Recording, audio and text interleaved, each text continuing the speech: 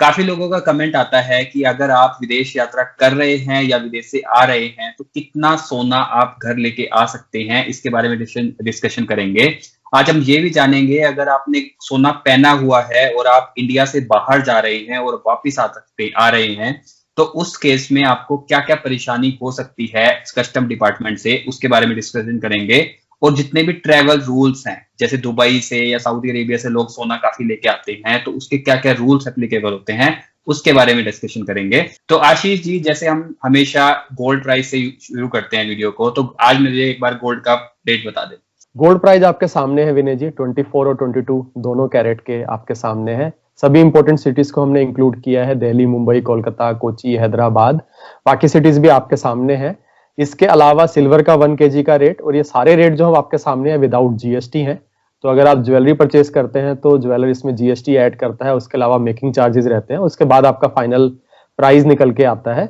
और इनफैक्ट अगर आपकी सिटी यहाँ पर नहीं है, आप कमेंट सेक्शन में अपनी सिटी का नाम, और जिस भी दिन इस वीडियो को देखते हैं उस दिन अगर आप अपनी सिटी का नाम लिखेंगे तो हमारी टीम आपको 24 और 22 दोनों कैरेट का गोल्ड रेट तुरंत आपको रिप्लाई कर देती है। और बिल्कुल जैसे विनय जी आपने बोला, दुबई और सऊदी अरेबिया में जो गोल्ड होता है वो काफी सस्ता माना जाता है, वहां उसके रेट भी आपके सामने है जैसे आप कंपेयर करेंगे बाकी सिटी से।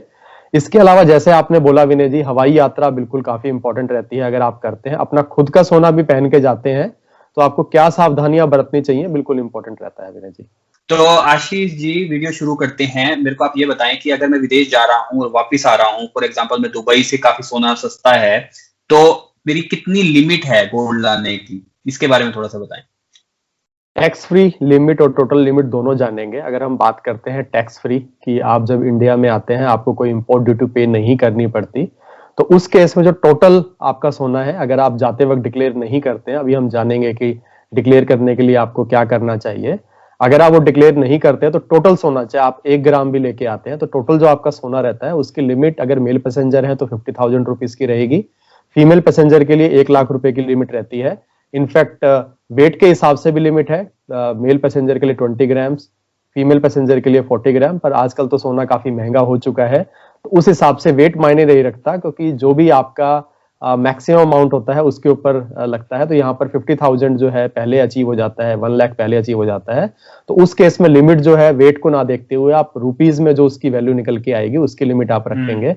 इसके अलावा काफी लोगों का क्वेश्चन रहता है, काफी लोगों को नहीं पता रहता है कि बच्चों के साथ भी ये रूल एप्लीकेबल होता है। बच्चे अगर 1 साल से ज्यादा अगर बाहर विदेश में रहते हैं, पढ़ने के लिए काफी बच्चे जाते हैं, अगर 1 साल से ज्यादा रहते हैं तो उनके लिए भी ये लिमिट है, और वो भी अपना एक एक्स्ट्रा सोना अपने पेरेंट्स के साथ लेके आ सकते हैं, पर लिमिट रहेगी 1 साल की। इसके अलावा एक और इम्पोर्टेंट है जो काफी लोगों को अवेयर नहीं रहते हैं और कस्टम ड्यूटी में उनको प्रॉब्लम हो जाती है, चार्ज लग जाते हैं, अभी हम जानेंगे। तो ये लिमिट जो है सिर्फ और सिर्फ गोल्ड ज्वेलरीज के लिए एप्लीकेबल है। इसमें आप कॉइन्स, बार या बिस्कुट नहीं लेके आ पाएंगे, टैक्स फ्री की अगर हम बात करें तो, जो हम इंपोर्ट ड्यूटी की बात करते हैं। इसके अलावा अगर डायमंड ज्वेलरी है, कोई उसके अंदर रत्न लगे हुए हैं इंपॉर्टेंट वाले, अच्छे वाले, तो वो भी इंक्लूडेड नहीं होते। टैक्स फ्री की अगर हम बात करें, सिर्फ और सिर्फ प्लेन गोल्ड ज्वेलरी ही इंक्लूडेड होती है इस लिमिट के अंतर्गत विनय जी। अब मैं बात करता हूं कि अगर मुझे फॉर एग्जांपल, जैसे आपने मेरे को बताया कि 50,000 की लिमिट है, और अगर मेरे को ज्यादा गोल्ड लेके आना है, फॉर एग्जांपल मेरे को 10 लाख का लेके आना है, 20 लाख का लेके आना है, तो उस केस में मुझे क्या करना पड़ेगा और मुझे कोई प्रॉब्लम भी ना हो। लिमिट के लिए बिल्कुल रखी गई है। अगर आप 1 साल से ज्यादा बाहर रहते हैं तो आप 1 किलो तक का सोना लेके आ सकते हैं, अगर आप इम्पोर्ट ड्यूटी पे करते हैं। इससे ज्यादा का आप कितना भी टैक्स पे कर दें, आप नहीं लेके आ सकते हैं इंडिया में। इनफैक्ट अगर इससे ज्यादा लेके आते हैं तो आपको कस्टम एक्ट 1962 के अंतर्गत आपको प्रोसिक्यूट कर दिया जा सकता है, आपको पनिश किया जा सकता है इंडियन लॉ के अंतर्गत। तो इससे ज्यादा सोना तो आप कभी नहीं लेके आएंगे। और इनफैक्ट जो भी सोना आप लेके आते हैं उसको आप बिल्कुल डिक्लेयर करेंगे। अगर आप डिक्लेयर नहीं करते हैं तब भी आपको ये प्रॉब्लम का सामना करना पड़ सकता है। इनफैक्ट गवर्नमेंट काफी स्ट्रिक्ट है, 1 ग्राम सोने तक के लिए भी आपको परेशानी झेलनी पड़ सकती है। हालांकि उसके चांसेस कम होते हैं, वो आपको परेशान नहीं करते हैं, बट बिल्कुल सैंपल बेसिस पे कभी ना कभी वो सैंपल चेक जरूर करते हैं। और उस केस में आपको परेशानी ना हो तो आप डिक्लेयर जरूर करें। और उसके बाद जब आप डिक्लेयर कर दे, जो लिमिट हमने आपको बताई ज्वेलरी की, इसके बाद अगर आप सोना लेके आते हैं तो बिल्कुल 12.25% आपको इंपोर्ट ड्यूटी पे करनी पड़ती है, ये आपको देना पड़ता है। लेकिन अगर आप पैसेंजर 6 महीने के ज्यादा रह रहे हैं तो उस केस में तो आपको यही इंपोर्ट ड्यूटी पे करनी पड़ती है। लेकिन अगर आप 6 महीने से कम विदेश में रह के आ रहे हैं तो इंपोर्ट ड्यूटी की जो वैल्यू है 36% तक हो जाती है। तो इसके लिए हमारी एडवाइस ये रहती है, रिकमेंडेशन रहती है कि आप जितना टैक्स फ्री की लिमिट है उतना ही सोना लेके आए, और बाकी लेके आएंगे इंपोर्ट ड्यूटी अगर 36% या 12.5% बेस्ड ऑन यूर स्टे, जितना टाइम आप रहते हैं उसके हिसाब से आपको ज्यादा वैल्यू नहीं मिल पाती है। इंडिया में आपको ज्यादा सस्ता मिलेगा, तो इफेक्टिवली आप उसी लिमिट तक ही लेके आए जी। तो अब यहाँ पे बात करते हैं, जब मैं विदेश जा रहा हूँ तो लेडीज हैं वो काफी सोना पहन के जाती हैं, या फिर कई लोग हैं वो सोना पहनना पसंद करते हैं इंडिया के अंदर, तो वो अगर बाहर जा रहे हैं तो हमें कोई प्रॉब्लम ना है जब हम वापस आ रहे हैं कस्टम के केस में, तो मुझे किन किन चीजों का ध्यान रखना चाहिए, क्योंकि ये काफी परेशानी और केसेस आ रहे हैं। बिल्कुल, जैसा मैंने बोला लिमिट सेम है।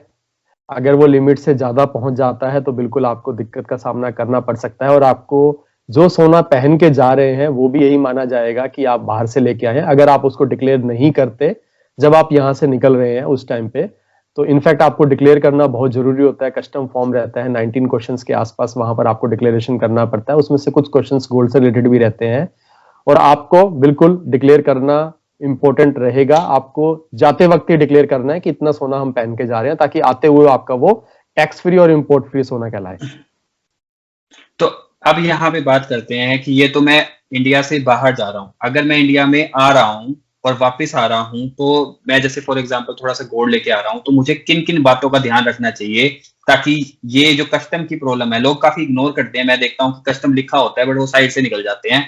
उस केस में आपको क्या लगता है कि किन किन चीजों का रियल में ध्यान रखना चाहिए?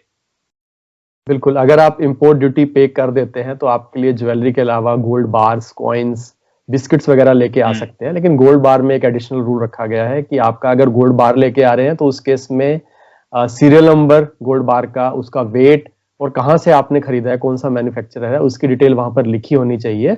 उसके बेसिस पे ही कस्टम्स वाले उसकी वैल्यू निकालते हैं। इसके अलावा जैसे आपने बोला, बिल्कुल राइट चैनल से आपको निकलना है।